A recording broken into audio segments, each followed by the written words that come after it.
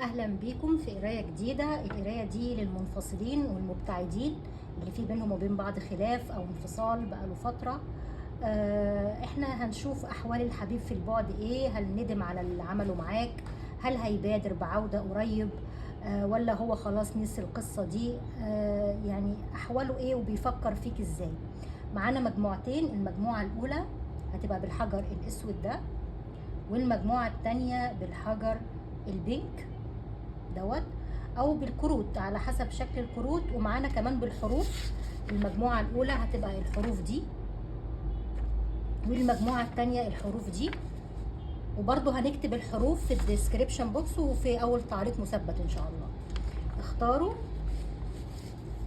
يا اما على حسب الحروف او على حسب الاحجار والورق. ماشي، هنبتدي باللي اختاروا المجموعة الاولى، الحجر الاسود او الحروف دي اهي. هنحطها هنا علشان برضو تشوفوها تبقى موجودة، والحجر اهو. ونخلي القراية التانية بقى الناحية دي.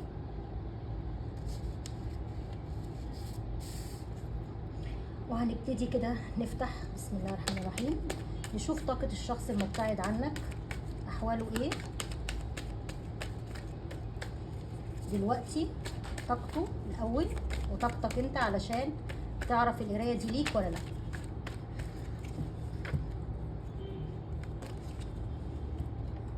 طاقة الشخص ده دلوقتي، طاقتك أنت، طاقة العلاقة ما بينكم دلوقتي.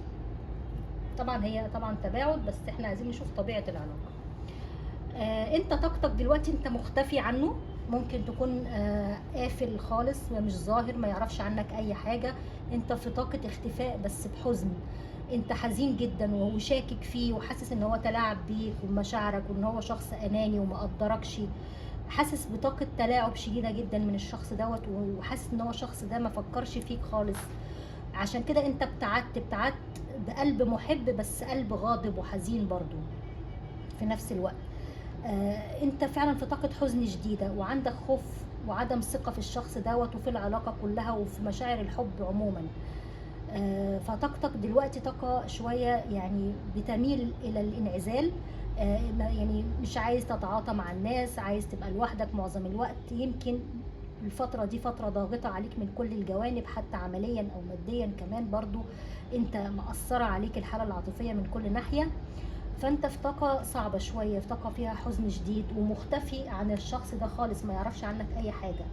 طاقة الشخص ده ليك دلوقتي، هو عنده حب كبير ليك، هو بيحبك جدا. ده كاس الحب الغير مشروط، الايس اوف كابس ده الحب الغير مشروط ليك، بيحبك جدا على فكرة. قلبه يعني مفتوح ليك وشايل لك حب يعني فياض. طب ايه المشكلة اللي كانت ما بينكم وما بين بعض في العلاقة دي؟ العلاقة دي كان فيها بخل من ناحيته. هو دلوقتي مدد ايده بالحب، بس بعد ايه؟ بعد انت ما اختفيت، بعد انت ما بقتش موجود في العلاقه دي. هو الشخص ده كان بخيل، يعني ما كانش عنده اي عطاء في العلاقه دي، ولا كان بيحط اي مجهود. كان عطاؤه قليل جدا بالنسبه ليك انت اللي كنت بتدي انت. عشان كده انت اللي في طاقه الحزن والاختفاء دي، لانك انت زعلت لانك بتدي وهو ما بيديش اي اهتمام، ما بيبذلش اي مجهود في العلاقه. بخيل جدا في العطاء، سواء ماديا او عاطفيا. في كل الاحوال هو ما كانش بيعطي اي شيء، وما كانش بيشاركك اي حاجه عنه، ولا معلومات عنه، ولا تفاصيله، ولا اخباره، ولا حتى مشاعره. كان طاقه بخل شديده جدا منه.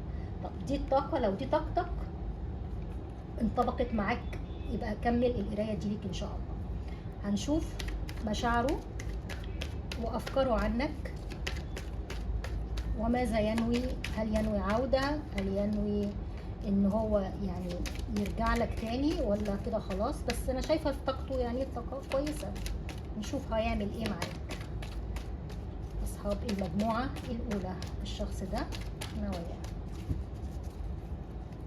بسم الله.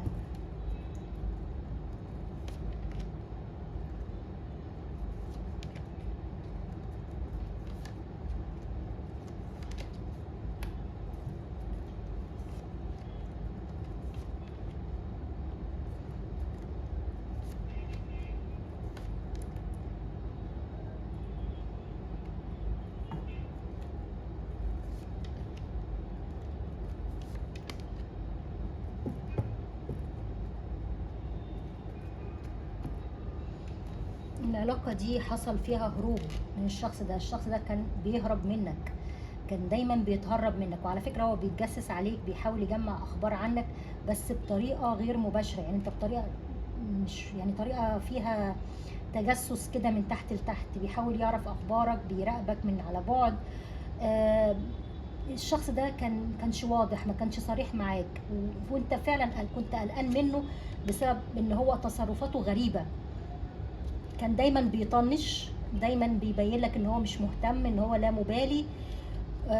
وكان واخد وحاسسك ان انت كنت فتره بس في حياته، كان بيجي كده اون اوف، يجي ياخد منك شويه مشاعر شويه وقت وبعد كده يختفي.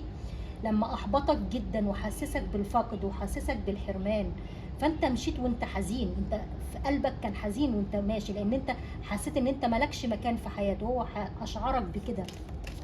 عشان كده انت في طاقة القمر، طاقة الحزن والاختفاء. طب ايه مشاعر الشخص ده من ناحيتك؟ الشخص ده دلوقتي شايفك نجمة عالية في السماء. الشخص ده شايفك ان انت نجمة عالية في السماء دلوقتي ومش قادر يوصل لك، وامنية بيتمناها، وشايف ان في عوائق كتير برضو، حاسس من ناحيتك ان المشاكل اللي ما بينكم والصراعات الكتيرة اللي حصلت ما بينك وبينه، ممكن العلاقة دي يكون فيها تحديات، لان دي مشاعره برضو، ان في اشخاص كتير اتدخلوا في العلاقة دي، او في اطراف اخرى سواء عندك او عنده، في عوائق بتمنع وتحديات كبيره بتمنع ان الشخص ده يرتبط بيك. فعشان كده هو شايفك ان انت نجمه عاليه في السماء، او امنيه صعب ان هو يحققها.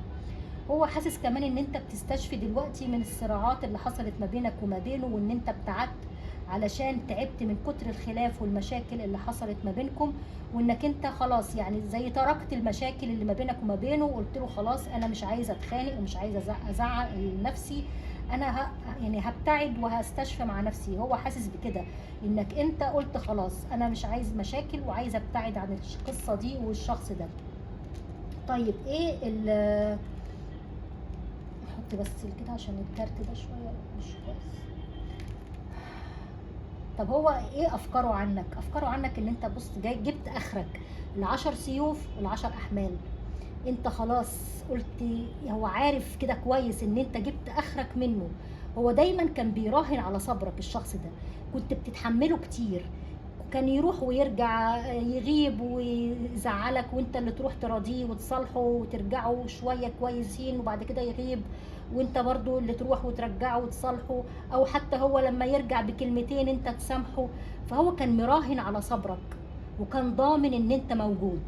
لكن تفكيره دلوقتي اختلف، انت عملت شيء قفلت منه خالص، اختفيت، بعدت تماما. فعشان كده هو حس ان انت خلاص انت تركت الموضوع، تركته نهائيا، لانك جبت اخرك منه. دي مش اول انفصال، ودي مش اول غلطة، ومش اول مشكلة. ده واضح ان العلاقة دي بقى لها فترة طويلة، ووصلتك يعني لدرجة ان انت قلت خلاص انا كرهت العلاقات وكرهت الشخص ده ومش عايزة اكمل لا في حب ولا في علاقات ولا اي حاجة، انا جبت اخري. هو دي افكاره عنك، وهو حاسس باللي بيدور في دماغك، عارف بالخطأ اللي هو ارتكبه معاك وعمله معاك. طيب هو ايه ناوي، يعني ناوي على ايه الشخص ده؟ والله هو ناوي ان هو ما يسيبكش، هو متعلق بيك على فكرة جدا. دي بقى المفاجأة اللي انت ممكن تقول مش معقولة الشخص ده يكون متعلق بيا، ده شخص يعني هو عنده غيرة عليك ومتمسك بيك لدرجة رهيبة، متعلق بيك جدا لدرجة الهوس والإدمان. وخصوصا لما انت ابتعدت، حبيت نفسك، قدرت ذاتك، ابتعدت، خدت موقف منه. فهو ناوي ان هو يلتزم بقى معاك، ويبطل الحركات اللي هي يعني ايه فيها شويه اون اوف وقط وفار وينتقم منك وياخد حقه ويجري لا، هو ناوي ان هو يلتزم ويبطل الحركات اللي هي السامه دي، اللي هي اللي فيها اي مواقف كانت بتضايقك منه، هو ناوي يبطلها وناوي يكون ملتزم معاك. لو ينفع زواج فهو الشخص ده هيتزوجك ان شاء الله، او بينوي الزواج والارتباط منك. لو ما ينفعش لاي سبب فهو عاوز يكون ملتزم معاك، يعني بوعد بكلمه هيلتزم معاك بيها، لان هو غيران عليك جدا ومش عايزك تروح لحد تاني غيره. هو طاقه الديفل هنا طاقه يعني فيها تملك وغيره، وعاوز يعني هو متعلق بيك، عشان كده ناوي ان هو يلتزم معاك ويستقر معاك في العلاقه. طب ايه خطوته؟ خطوته بدايه جديده، هو عارف ان انت زعلان منه واخد على خاطرك منه، فهو ناوي ان هو يتشجع كده وياخد الريسك ويجي يكلمك يعني، بس هيجي لك بطاقة ايه؟ من غير عتاب، هو مش عايزك تعاتبه. هو ده اللي مأخره، ان هو خايف من عتابك ومن لومك، عارف ان انت هتعاتبه عتاب شديد. بس هو عاوز لما يجيلك بحاجة ايه يعني، طاقة كده شوية فيها اللي هو ازيك عامل ايه، طاقة كده خفيفة شوية يعني، اكن مفيش حاجة حصلت، اكنكم لسه شايفين بعض امبارح. مش هيفتح لك بقى في مواضيع، ومش عايزك تفتح معاه اي مواضيع قديمة ولا عتاب ولا اي حاجة يعني، بداية جديدة كده من غير لوم ومن غير عتاب. طب الشخص ده هل ندم على اللي عمله معاك؟ والله هو الشخص دوت يعني جاي لك وماسك كاس الحب في ايده وبيقول لك عفى الله عما سلف بقى، يعني هو مش في طاقة الندم قوي قد ما هو في طاقة يعني حاسس ان هو احبطك وخذلك، فهو عايز يراضيك. يعني هو بقى خلاص هو مر بمرحلة الندم دي، وعاوز بقى ياخد خطوة في ان هو ايه يعني يجي يراضيك. هو بيقول انت اكيد مستنيني، انت اكيد بذلت مجهود كتير في العلاقة دي ومستحيل تتخلى عني بالسهولة دي. ده اللي هو بيقوله لنفسه، يعني ان انت مستحيل تتخلى عنه بعد ما بذلت كل المجهود ده في العلاقة وبعد ما استنيته كل المدة دي. فهو بيقول اكيد هو مستنيني، اكيد هو عايزني اجي اصالحه وارضيه، وهو فعلا هيجي يصالحك ويرضيك. فمسألة الندم دي هو عدى بيها خلاص، وهو دلوقتي في مرحلة ان هو عاوز يصلح الدنيا. هناخد بقى يعني كروت من كروت الرومانس الاوريكل، نشوف مشاعره ليك من كروت هتقول لنا ايه.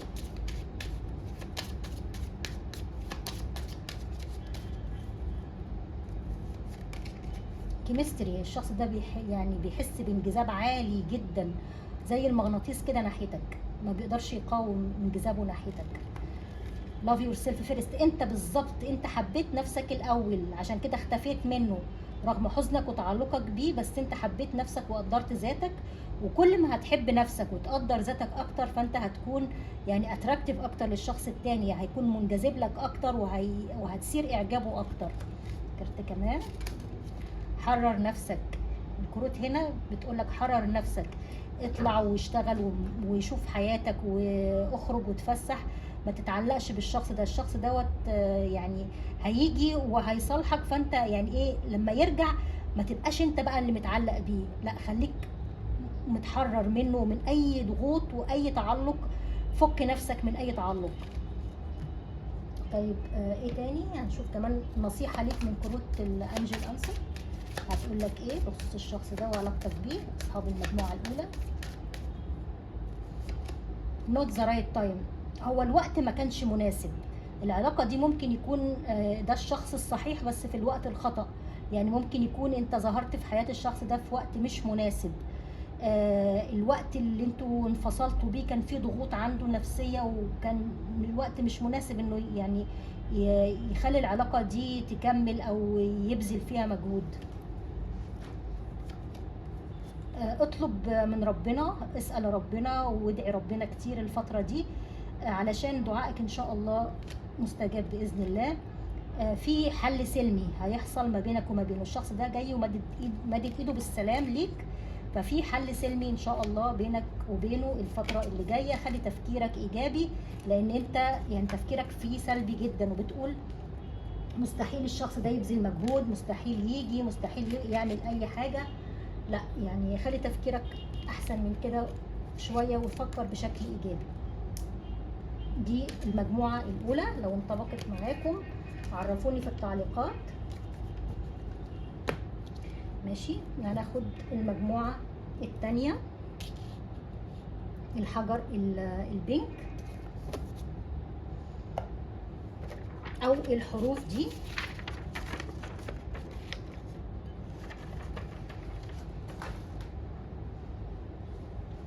او الحجر البينك ده. بسم الله الرحمن الرحيم. هنفتح ونشوف طاقتكم انتم وطاقة الشخص ده دلوقتي من ناحيتكم ايه، وطاقة العلاقة ما بينكم كانت ازاي، علشان الطاقة دي اهم حاجة، اهم من الحروف واهم من الاحجار، لان الطاقة دي اللي بتحدد ان كانت القراية دي ليك ولا لا. طاقتك انت دلوقتي وطاقة الشخص ده وطاقة العلاقة ما بينكم في الماضي كانت ازاي قبل الانفصال. دي طاقة الشخص ودي طاقتكم انتم دلوقتي. طاقة العلاقة دي كانت رايحة على زواج، او انتم كنتوا متزوجين، لان طاقة العلاقة هنا فيها زواج وارتباط. يا اما انتوا كنتوا في زواج وانفصلتوا، او كانت العلاقة دي خطوبة رايحة على ترسيم، او الشخص ده في حد فيكم متزوج، يا اما انت او الشخص الاخر. يعني العلاقة دي يا اما ثلاثية من طرفك او من طرفه، او كانت رايحة على ترسيم، كانت علاقة قوية، يعني كانت علاقة عميقة، مش مجرد علاقة كده والسلام.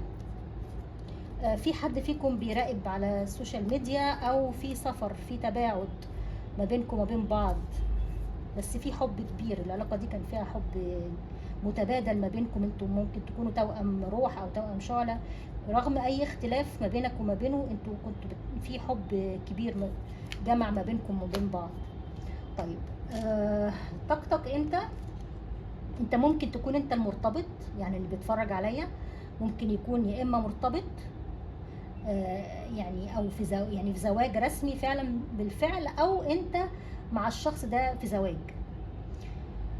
او انت دلوقتي في فترة يعني فيها رغبة في استقرار، عايز زواج، عايز علاقة ثابتة، عايز التزام، مش عايز حد يجي كده يقولك اي كلام وخلاص. انت عايز دلوقتي التزام وعلاقة ثابتة وزواج وارتباط، مش عايز تدخل في علاقات يعني سطحية، ولا علاقات بس مجرد كلام وخلاص ووعود كدابة وخلاص. انت عايز حد يجي يقدرك، يجي يلتزم معاك بالتزام حقيقي.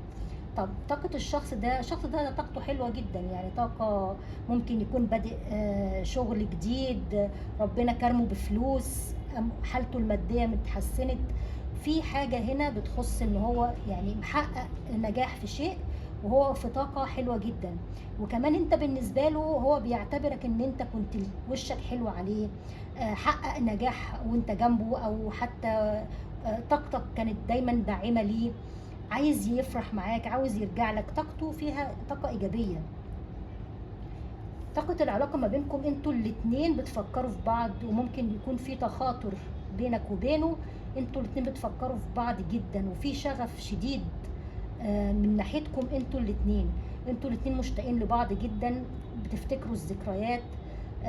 في شوق كمان من الناحية الجسدية، ممكن يكون من الطرف دوت او من طرفكم انتوا الاتنين.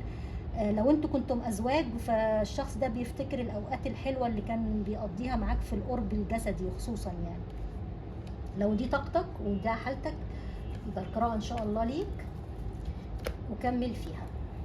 لو مش طاقتك شوف القرايه الاولى، او شوف قراءه ثانيه، فيديو تاني. بسم الله. ايه مشاعر الشخص ده طيب من ناحيتك دلوقتي؟ وايه افكاره عنك؟ هل ندم على البعد ده ولا لا؟ هل بينوي العوده؟ هل سيعود ولا هو خلاص ترك الموضوع؟ هنعرف دلوقتي ان شاء الله. بسم الله.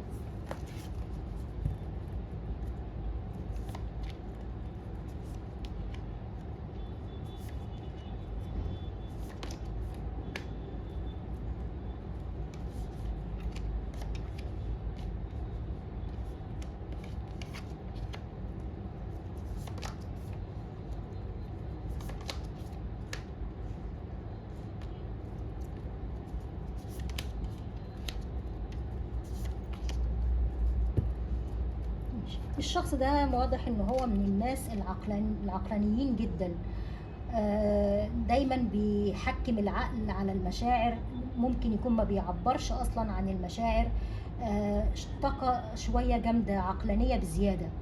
ممكن يكون هو فوق ال30، يعني في شوية شعر ابيض ولحية خفيفة كده، ملامحه باردة، ما تقدرش تحكم من ملامحه على اي شيء، كان فرحان ولا مبسوط ولا زعلان ولا في ايه، ما تقدرش، ملامحه بارده شويه، بوكر فيس. بس هو شخص عقلاني جدا وبيحكم بالعقل اكتر من العاطفه. حصل بينك وبينه شيء بيخص العدل، عدم التوازن، العلاقه دي ما كانش فيها عداله، دايما حد فيكم كان بيدي والتاني بياخد بس حد مظلوم في العلاقة دي بس ما كانش بيبين. حتى الشخص اللي كان مظلوم في العلاقة ده بالاكتر انت اللي كنت مظلوم في العلاقة وما كنتش بتبين، حتى ما كنتش حتى بتشتكي، لحد ما خلاص يعني فاض بيك واكتفيت. ممكن يكون حصل غدر، حصل خيانة، حصل تلاعب، كذب من الشخص دوت، هو ده اللي خلاك رحلت من العلاقة دي لما انت حسيت ان انت خلاص مش قادر تتحمل ظلم اكتر من كده وعدم تقدير في العلاقة. طيب ناخد برضو كروت الاوريكل برضو عشان تكمل القراءة.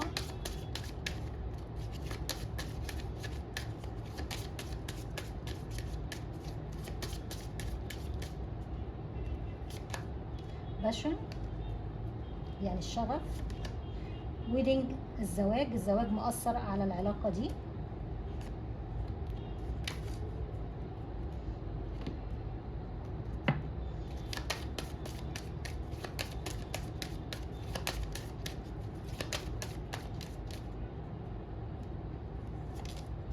not the right time. اسأل ربنا وادعي ربنا كتير. trust الثقة.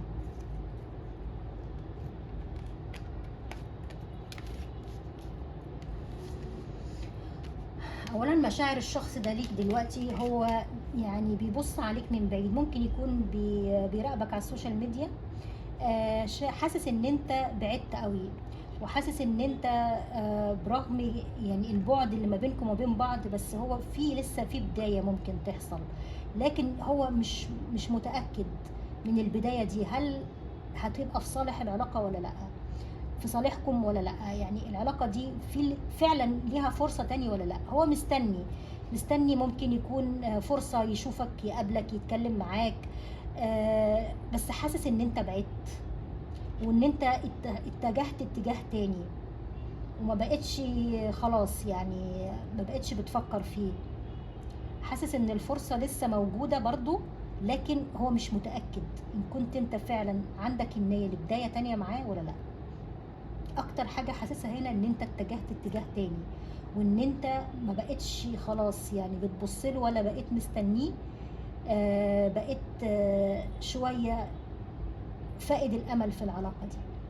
هو حاسس كده، حاسس ان ممكن يحصل بداية، بس هو متردد، قلقان، خايف تكون انت اتجهت اتجاه تاني او في حد تاني دخل في حياتك. عنده شوية قلق وشك شوية.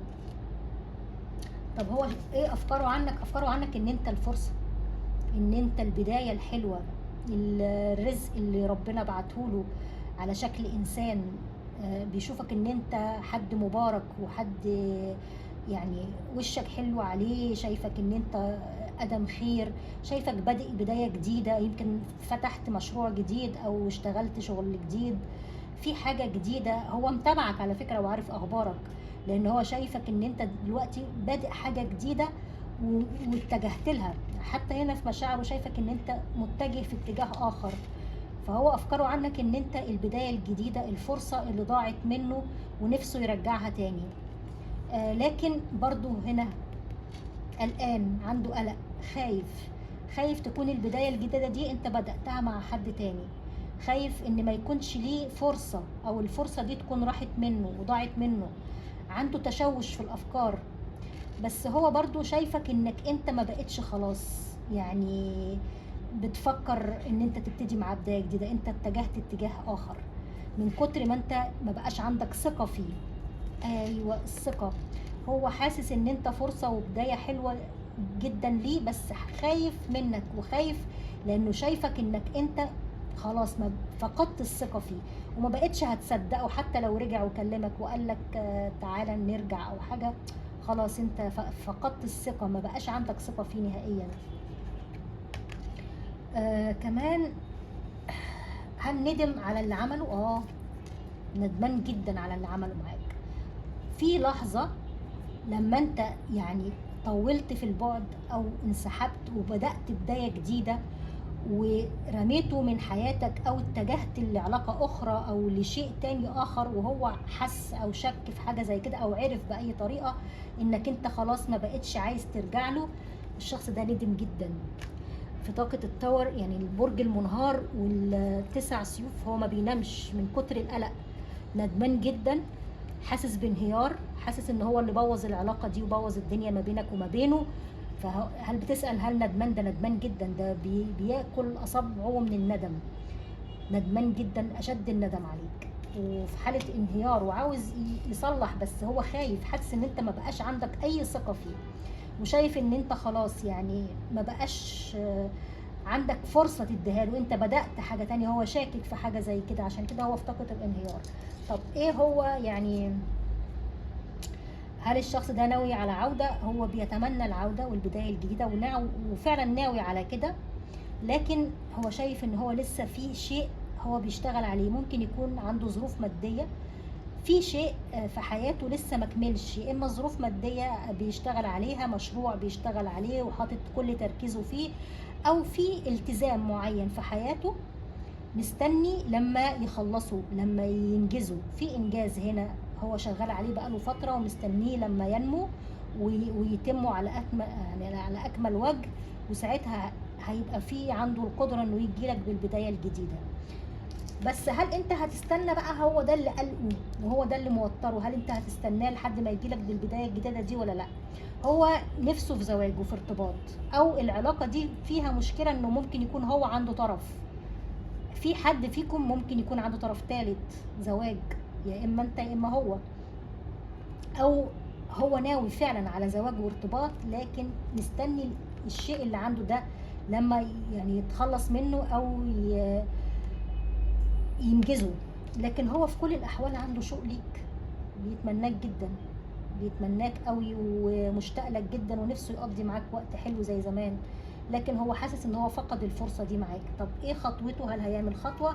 للاسف مفيش خطوه قريبه، يعني انا حاطه القرايه دي لمده شهر، فمن هنا لشهر الشخص ده هيفضل موجوع، هيفضل يتألم، ممكن يكتشف ان انت دخلت في علاقه، يعني هيسمع عنك مثلا انت ارتبطت، على بال ما يخلص بقى اللي هو فيه دوت ويجي يعمل بقى الخطوة دي، هيكون خلاص خلص يعني هيكون انت ارتبطت مثلا، في حاجة هيكتشفها هنا هتكسر قلبه، يا اما هيعرف ان انت اتجوزت او اتخطبت، او هيحس ان هو فقد هيرجع في وقت انت خلاص مش عايزه، ممكن تقول له انا مش عايزك، النوت ذا رايت تايم، هيرجع في وقت مش صح، في وقت هيكون فات فيه الاوان للاسف.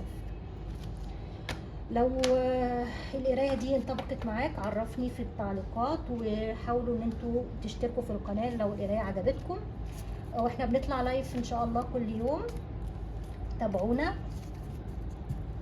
اشوفكم على خير ان شاء الله.